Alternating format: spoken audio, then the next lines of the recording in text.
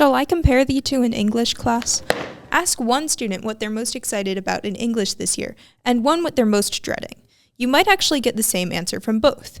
The Shakespeare play. With the planning, the big thing on my end is just making sure I know what's going on before they read, because I think the hardest part for Shakespeare for them isn't necessarily what's happening. They just get tripped up on the language.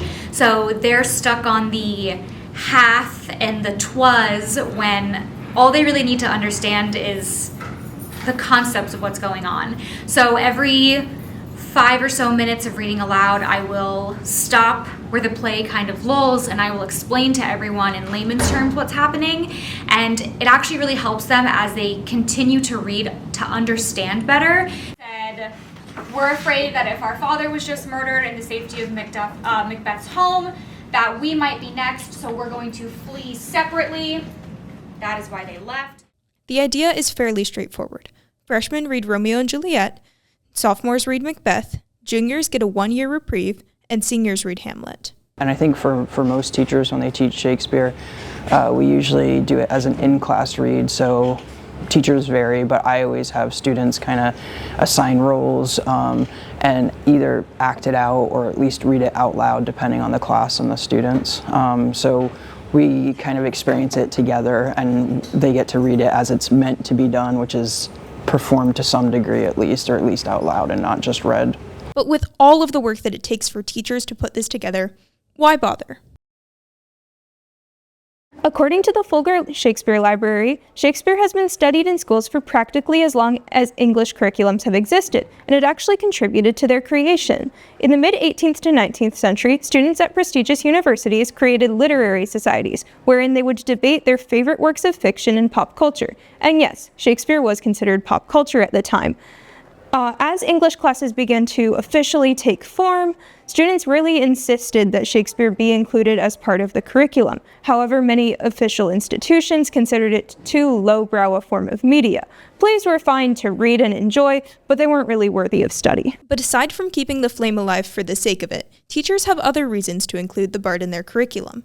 Primarily that the themes of Shakespeare's plays stand the test of time well, and students actually end up enjoying them more than they'd expect. I think it really does capture just some really elemental human condition themes. So, and there's so many of them, like Shakespeare puts so many into each play.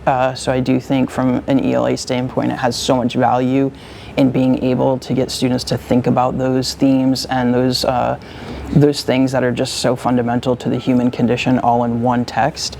And then, the language, being able to have students exposed to kind of just different forms of English that they may not be exposed to otherwise. And then the historical, where we started kind of talking about the historical background and context, the evolution of theater, and then just the connection in history, I think is also really valuable, and one reason why we could keep it in the curriculum. And your 9th grade teacher's setup for reading Romeo and Juliet actually wasn't too far off from how early audiences would have seen the play. According to the Shakespeare Birthplace Trust, theaters in the Elizabethan era were daytime attractions in which the common crowds would stand on their feet, actors would have minimal sets and costumes, and players would mostly rely on verbal descriptions to allow the audience to imagine the scene. And of course, the theaters were loud. If you're thinking that this sounds more like a Haggerty class than a modern-day upscale professional theater, you're not wrong. And of course, it doesn't hurt that many English teachers add a bit of flair to the reading.